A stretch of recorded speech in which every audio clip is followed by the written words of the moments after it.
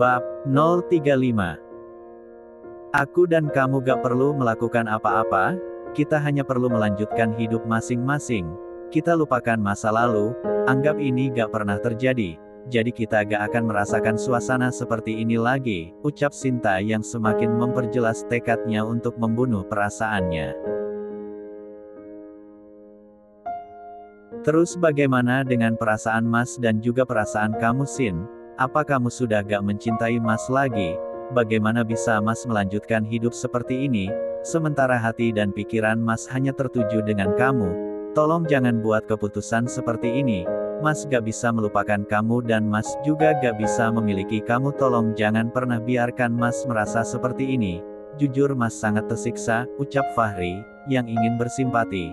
Mesti apa yang diucapkan tulus dari hatinya, justru semakin membuat hati Sinta terluka.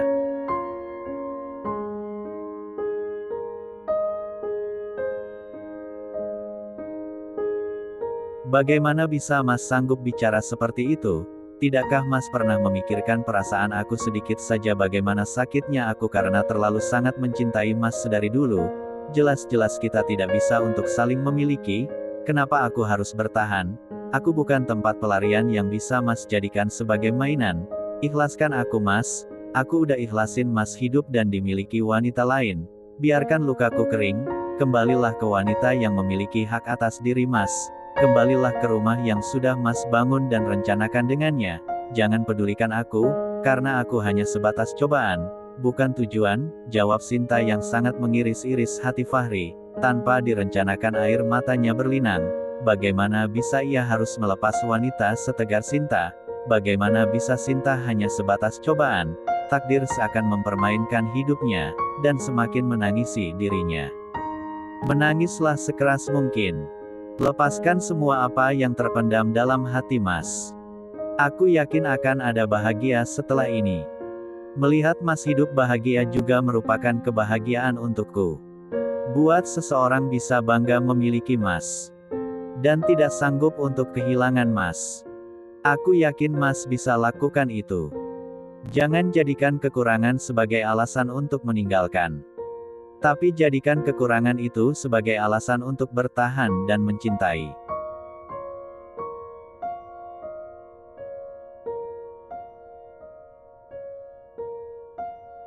Agar Mas tidak gampang goyah dan runtuh seperti ini, aku tidak ingin dan tidak akan membenci Mas. Mungkin caraku hanya bisa seperti ini. Jadi bantu aku dengan cara Mas harus hidup bahagia. Mesti kebahagiaan Mas bukan denganku. Tapi aku akan sangat bahagia jika bisa melihat Mas bahagia. Aku harap Mas bisa jalankan itu. Jangan pernah merasa bersalah. Karena Mas sama sekali tidak pernah melakukan kesalahan. Mulai sekarang jangan jadi laki-laki pecundang yang tidak bisa ambil keputusan. Jadilah laki-laki yang bertanggung jawab yang bisa mengatasi dan menyelesaikan 1000 masalah tanpa alasan. Laki-laki yang baik tidak akan pernah membiarkan wanitanya menunggu dan bersedih. Pulanglah Mas. Kembalikan kebahagiaan yang sudah hampir hilang. Jangan biarkan dia terlalu lama menunggu. Jangan sesatkan dia dengan jalan yang sudah Mas atur dan berikan untuk dia, sambung Sinta layaknya sudah menjadi wanita yang sangat benar-benar tegar. Tanpa meminta persetujuan, Fahri pun langsung memeluk Sinta yang berhati tegar itu, dan menumpahkan semua air matanya di bahu Sinta. Lagi-lagi Sinta seakan goyah. Harus menanggung kesedihan dan air mata dari seseorang yang sangat ia cintai. Baginya jauh lebih baik ia harus pura-pura bahagia melihat Fahri dengan wanita lain seperti dulu, daripada harus seperti ini. Mas minta maaf sudah terlambat. Mas minta maaf yang terlalu menutup mata. Mas tidak bisa menjamin akan hidup bahagia. Tapi demi kamu Mas tidak akan menyakiti hati wanita yang sudah Mas pinta untuk menjadi istri. Terima kasih sudah sudi untuk mencintai laki-laki seperti Mas. Dan sekarang kamu harus tahu Mas sangat mencintai kamu, ucap Fahri membuat hati Sinta kembali merasa perih. Tanpa disadari air matanya pun berhasil mengalir di wajah tirus cantiknya. Kini Fahri menyadari bahwa cinta yang tulus baru ia dapatkan dan rasakan. Perasaan cinta yang ia miliki untuk Zahra dan Sinta sangat beda rasanya.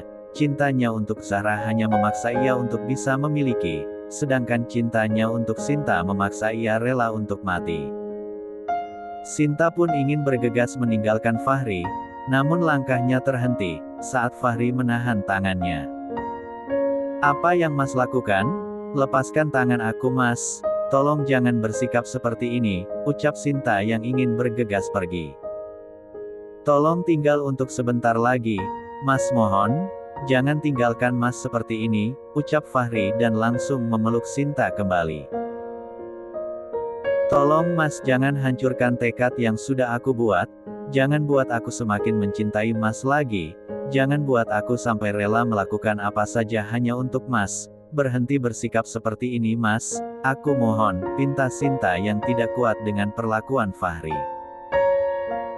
Tapi Fahri tidak memperdulikan ucapan Sinta sama sekali, justru Fahri semakin mempererat pelukannya, tanpa meminta persetujuan. Fahri pun langsung asteris bibir indah Sinta yang sangat menggoda. Spontan Sinta terdiam seperti terhipnotis. Ia seakan kehilangan kekuatan dan kesadaran, matanya hampir tidak berkedip, dan bersusah payah untuk menelan air ludahnya. Sinta langsung mendorong Fahri hingga terduduk, lalu pergi berlari meninggalkan Fahri. Air mata Sinta pun mengalir semakin deras, hatinya semakin perih, rasanya ia ingin menyerah di pelukan Fahri, tapi bayangan wajah Zahra seakan muncul di kepalanya. "Berhenti menangis Sinta, ingat dia bukan milikmu," ucap Sinta dalam diri, lalu menghapus air matanya yang masih mengalir deras itu.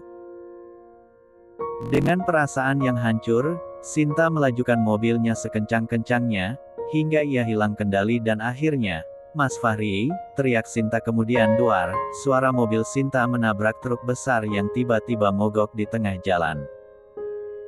Darah kental mengalir dari kepala Sinta, ia kehilangan kesadaran. Dengan cepat polisi yang bertugas sebagai penertib lalu lintas, segera membawa Sinta ke rumah sakit. Fahri yang melihat kepergian Sinta, tiba-tiba merasa sedih yang luar amat biasa. Entah perasaan sedih apa yang tiba-tiba dirasakan oleh Fahri, jika hanya karena merasa bersalah karena sudah mencium Sinta, apa harus merasa sesakit dan sesedih ini?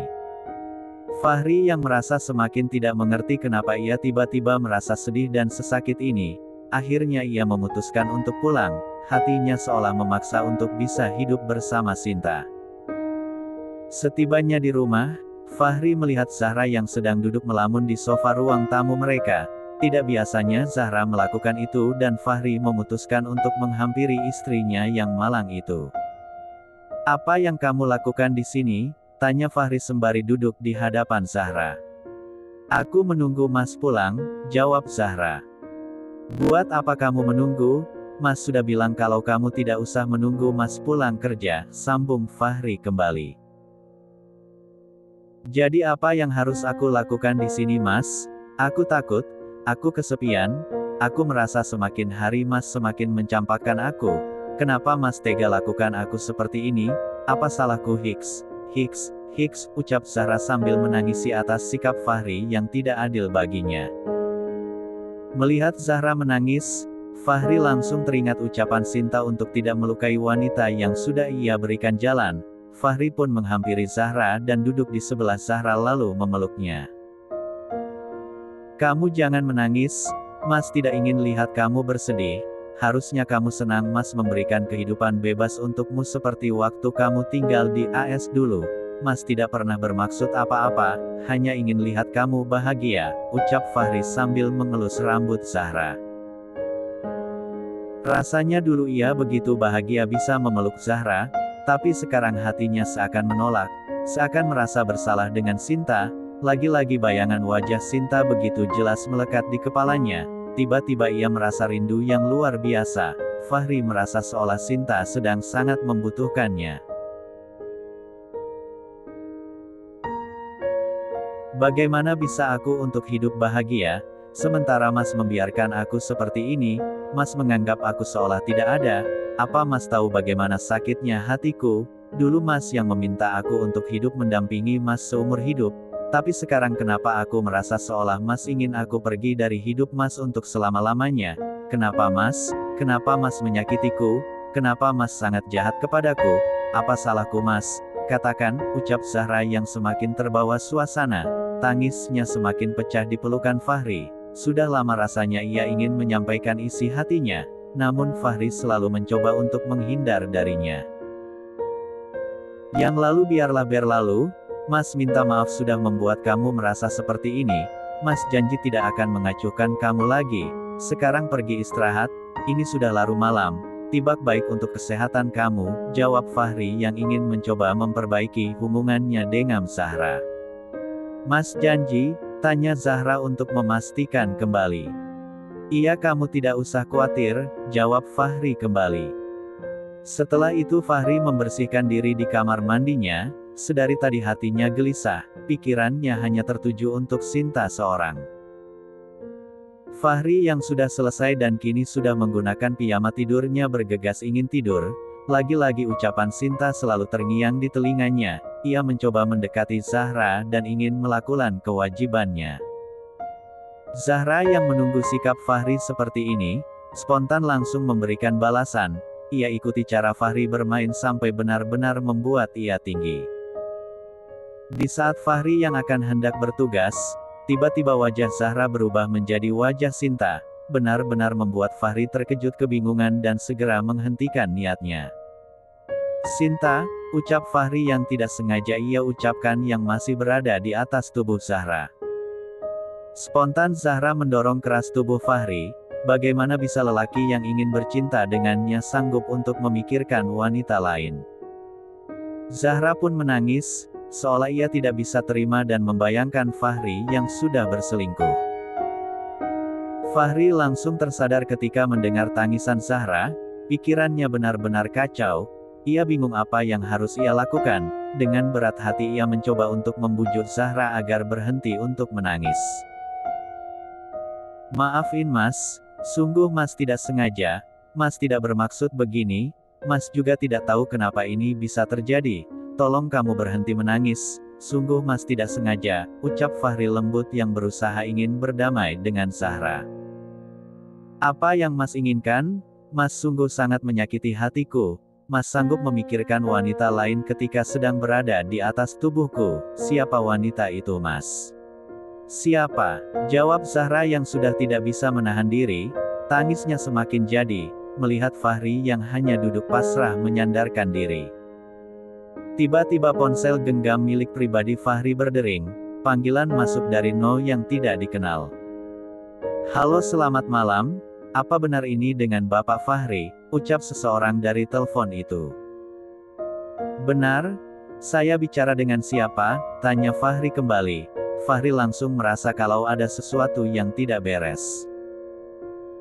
Kami dari pihak rumah sakit, menyebutkan nama rumah sakit ingin memberi informasi bahwa ada seorang perempuan bernama Sinta mengalami kecelakaan dan sedang kritis di rumah sakit, ucap resepsionis rumah sakit tersebut.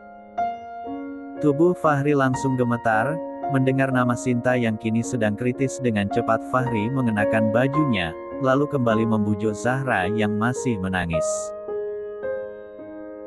Zahra, Mas sungguh minta maaf, Mas gak pernah bermaksud seperti ini, Mas harus pergi, ada seseorang yang lagi membutuhkan Mas harap kamu bisa mengerti, sekali lagi Mas sungguh minta maaf, ucap Fahri lalu langsung pergi berlari. Mengeluarkan mobilnya dari garansi dan langsung melajukan mobilnya dengan kecepatan tinggi.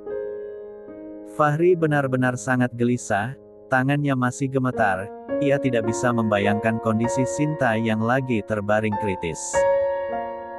Baru ia menyadari, kenapa perasaannya gelisah dari tadi, alasan kenapa wajah Sinta selalu membayanginya, ternyata itu seolah menjadi pertanda. Mas mohon kamu bertahan Sinta, Mas gak sanggup kehilangan kamu, tunggu Mas datang, Mas sangat mencintai kamu, ucap Fahri yang sangat merasa cemas, air matanya selalu berhasil keluar, padahal ia tidak menangis.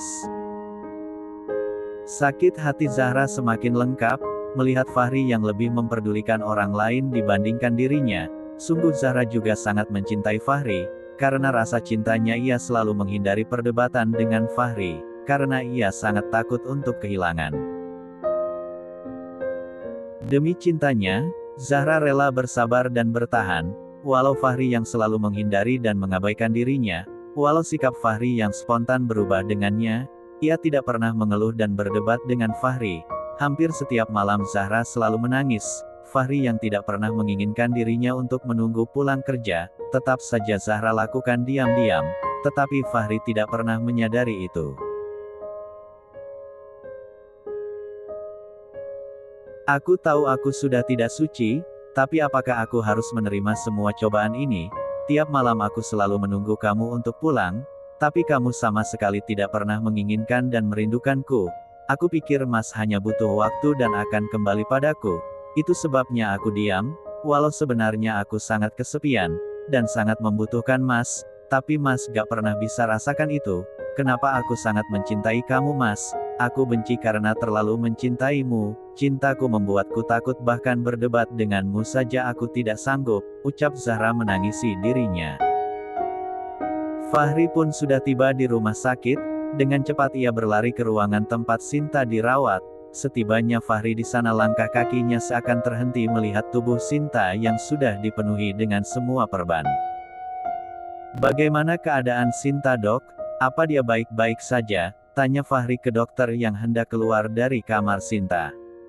Apa Anda keluarga pasien? Tanya dokter itu yang sedari tadi belum melihat satu orang pun yang berasal dari keluarga Sinta. Iya dok, saya keluarga pasien, jawab Fahri cepat dengan tangan dan kaki yang masih gemetar. Luka pasien benar-benar serius, ada banyak benturan kuat yang terjadi.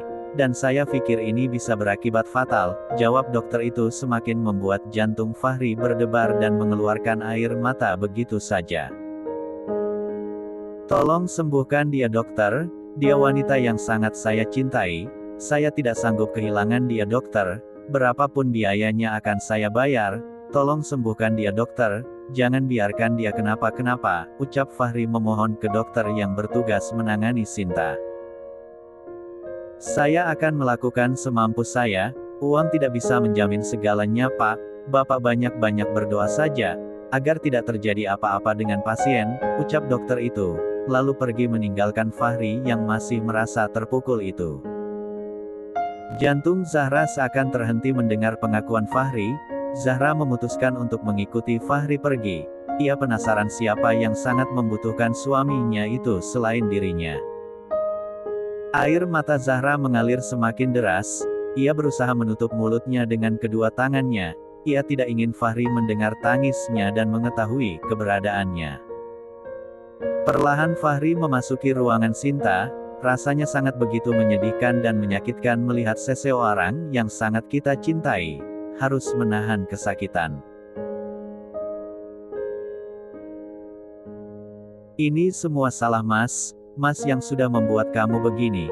Tolong maafin Mas, tolong buka mata kamu Sinta, Mas janji tidak akan menyakiti kamu lagi, tolong kamu bertahan, kamu wanita yang kuat, Mas sangat mencintai kamu, harusnya Mas yang berada di sana, bukan kamu.